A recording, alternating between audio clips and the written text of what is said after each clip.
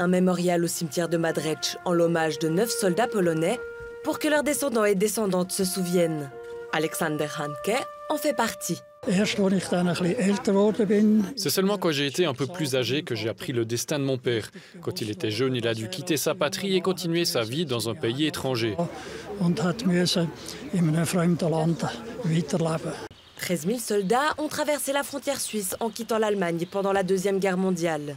Selon un accord avec la Haye, notre pays neutre devait les retenir et les interner jusqu'à la fin de la guerre, afin d'éviter qu'ils retournent au combat.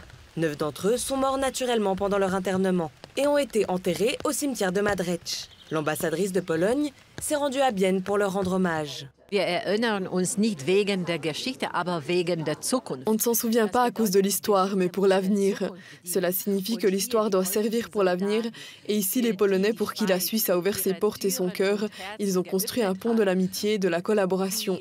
Die Soldaten, sie haben hier die Brücken der Freundschaft, der Zusammenarbeit aufgebaut. Les soldats internés ont construit des rues et des ponts dans tout le pays et travaillé dans l'agriculture. Le plus grand camp d'internement de Suisse se trouvait à Buren an der Aare.